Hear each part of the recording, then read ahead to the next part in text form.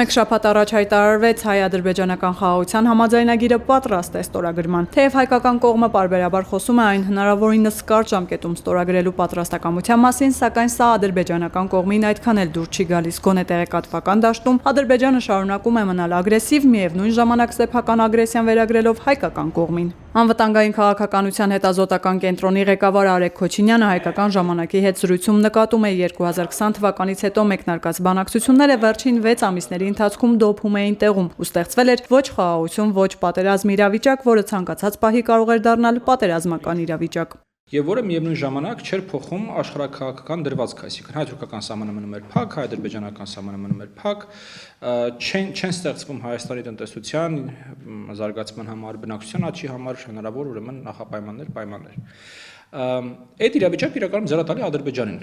որովհետև դա նշանակում է մի կողմից ցանկացած պահի հնարավորությունն գնալ կոնֆլիկտի սրմանը եւ մյուս կողմից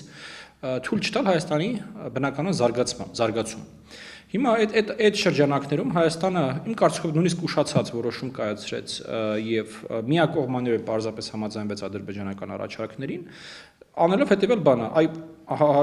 այսպես Ադրբեջան որն է քո առաջարկած խաղաղության պայմանագիրը, Ադրբեջանը թուղթ ուղարկել, այ դրան համաձայնենք։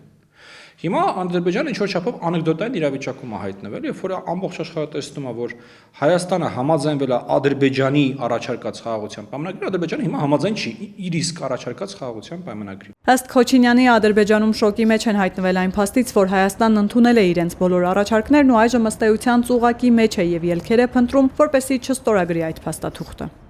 Եվ այդ շրջանակում է պետք այն բոլոր ջղաձգումները, որոնք որ մենք հիմա տեսնում ենք, մի կողմից Ադրբեջանի արած հայտարարությունները,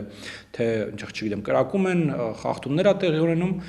դրանի պատասխան հայկական կողմը հերքում է, եվրոպական դիտորդական առաքելությունը հերքում է, եւ կա նաեւ վարչապետի աշտակազմից ուրեմն եղած հայտարարությունը, որտեղ մանրամասն առաջարկներ են ներկայացվում, այ հնարավոր ուրեմն միջադեպերը կանխարգելելու եւ լինելու պարագայում նույնիսկ հետաքննելու,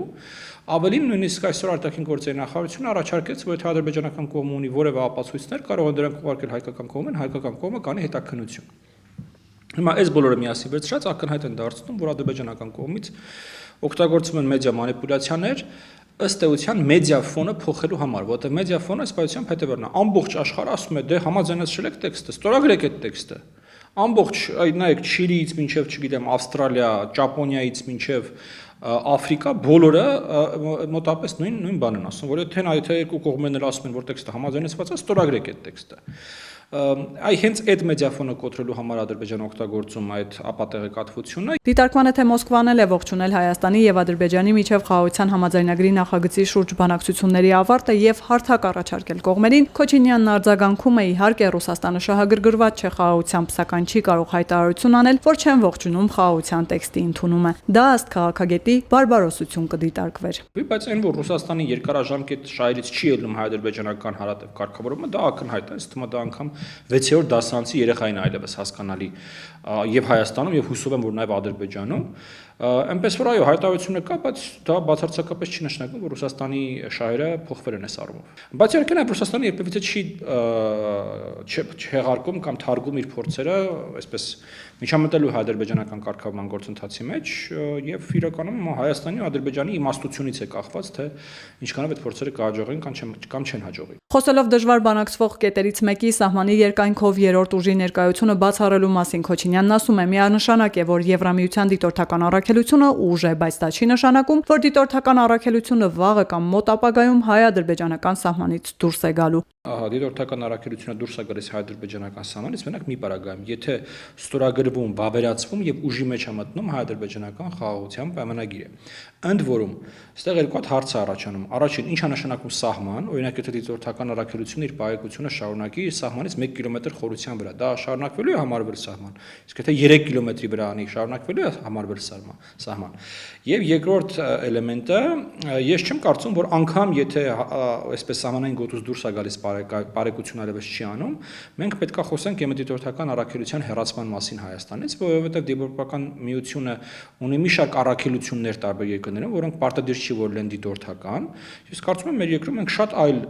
գործընթացներ ունենք, որոնցում մենք ունենանք Եվրոպական միության աջակցության կարիքը, օրինակի համար զինված ուժերի բարեփոխումները, որտեղ որ այդպիսի մեծ առաքելության 2 200-300 հոգանոց առաքելության կարիք իսկապես զգացվում է։ Հատկապես այն մարդկանց ողբնա իհարկե անեկդոտային ովքեր, որ այդ մարդկանց այսքան տարի կոչում էին եվրոշպիոններ, բայց իհարկե ընդհանրապես որևէ բան ողբալ պետք է աշխատել։ Հարցին թե ինչ կտա Հայաստանին փաստաթղթի ստորագրումը, Քոչինյանն արձագանքում է մտածել, որ խաղաղության պայմանագիրը մեր բոլոր հարցերը լուծելու է, կլինի աբսուրդ եւ ռոմանտիզմ։ Ասել, որ չգիտեմ, խաղաղության պայմանագիրը որ ստորագրեցին, կանանք բանակը ցրենք, ել այդ ուղղությամբ փող չծախսենք, գնանք ապրենք երջանիկ խաղաղ եւ անհոգ կյանքով։ Բնականաբար այդպես չի։ Եվ ընդհանրապես այդ սպասումը, որ ինչ-որ մի հատ թուղթ է գալու կամ մի հատ իրադարձություն է գալու, որից հետո մեր կյանքը դառնալու է երջանիկ խաղաղ ու անհոգ, ինքը մի քիչ մանկական, ինֆանտիլ սպասում է։ Բայց այստեղ մի հատ հարց կա, էլի հստակ։ Որն է ավելի լավ, ունենալ Ադրբեջանի հետ խաղաղության պայմանագիր, թե չունենալ Ադրբեջանի հետ խաղաղության պայմանագիր։ Որ տարբերակում է էսկալացիայի հնարավորությունը, որ տարբերակում է ուրեմն մարտական գործողությունների վերսկսման հնարավորությունը ավելի մեծ։ Իսկ թվում է ակնհայտ այդ հարցի պատասխանը ունենալ խաղաղության պայմանագիր։ Ինչպես որ ավելի լավ է ունենալ բաց սահմաններ եւ ավելի վատ է ունենալ փակ սահմաններ, հա։ Սրանք հարցեր են, որոնց շուրջ բանավեճ չի կարա լինի։ Երբ որ այդ հարցերը մեծացնում ես, հասցնում ես աբսոլյուտի մակարդակի, արդյոք դուք երաշխավորում եք, որ եթե ստորագրենք խաղաղության պայմանագիր, չի լինի պատերազմ։ Ոչ մեկ այդպես բան չի երաշխավորում։ Բայց այդ հարցերը աբսոլյուտին պետք չի հասցնել, որովհետև մենք ի վերջո չենք ապրում այդ աբսոլյուտ իրավիճակում, մենք ապրում ենք այսօրվա հողեղեն կյանքով։ Եվ նորից պետք է շեշտենք, որն է ավելի լավ ունենալ խաղաղության պայմանագիր, թե չունենալ։ Դիտարկմանը թե այս փաստաթուղթը քաղաքական որոշ շրջանակներ որակում են կապիտուլյացիոն, որը ըստ նրանց միայն Հայաստանին վնասելու միտում ունի, Քոչինյանն ասում է կապիտուլյացիա բառը հայ իրականության մեջ օգտագործվում է դրա իմաստն ու նշանակությունը չհասկանալով։ Բարոյցանով մարդիկ այնքան չեն հասկանում, թե իրանք ինչի մասին են խոսում, այդ բառը ասելուց։ Այդ բառը նշանակում է, որ տվյալ պետությունը ամբողջությամբ տապալված է, չգիտեմ, ադրբեջանական զորքերը Երևանում են, ընդ որում հաղթահանդես են արել, մեր պետական կառավարման համակարգը կազմալուծված է, դրա փոխարեն ձևավորված է օկուպացիոն ադրբեջանական կառավարման համակարգ։ Հիմա այս նշածից որևէ մեկը արկա է կամ արկա եղել է երբևիցե Հայաստանում, բնականաբար ոչ։ Դրա համար ինչ որ տենց մոդայիկ բառադար է, մեկը մեկին հերթ չտալով այդ բառը օգտագործում են այդ մասով։ Տեքստը, որ արկա է համաձայնագրի մեջ, ինքը երկրորդում է եւ արտացոլում է հողի վրա արկա իրավիճակը։ Մարդիկ, ովքեր ակնկալում են դիվանագիտական process-ի արդյունքում կամ բանակցային գործընթացի արդյունքում տեսնել տեքստ, որը որ չի համապատասխանում հողի վրա իրավիճակին, մի քիչ չեն հասկանում, թե ինչի մասին են միջազգային հարաբերությունները եւ մի քիչ չեն հասկանում, ինչի մասին է բանակցային գործընթացը։ Որ ինչ ուժային հարաբերակցություն որ կա տարածաշրջանում եւ ինչ իրավիճակ կա հողի վրա տարածաշրջանում, այդ նույն իրավիճակն էլ ուրեմն արտացոլվելու է խաղաղության պայմանագրի մեջ։ Անդրադառնալով ընդդիմության մեկ այլ մեղադրանքի, թե թեև Ալիևի կոշտ ռետորաբանությանը Հայաստանի օրվա իշխանությունը շատ մեղմ է եւ չի կարողանում համարժեք պատասխանել, Քոչինյանն ասում է. Ընդհանրապես մարդիկ, ովքեր օրինակ իրանց Telegram ալիքներում կամ իրանց տանը նստած սուրճի բաժակի շուրջ իրանց ընկերների բարեկամների հետ զրույցում Ալիևին մտնում են ցեխը, հանում են եւ ինչ ասես, ասում են իրանց սիրտը դրանից թեթևանում է, իրանց թվում է թե դրանով իրանք ինչ-որ sense հայրենասիրական կամ այսպես տղամարդկային արարք են գործում, նստած լինելով ապահով անվտանգ միջավայրում ու հասկանալով, որ իրանց ասածներն ու արածները որևէ հետևանք չեն ունենում հողի վրա։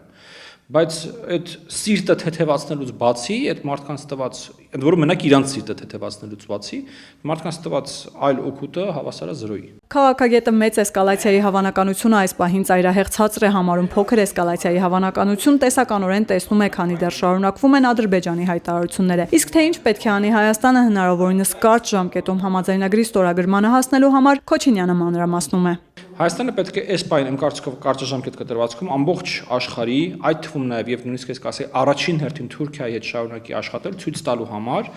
այն իրավիճակը, որում որ մենք հիմա գտնվում ենք, որ խաղաղության պայմանագիրը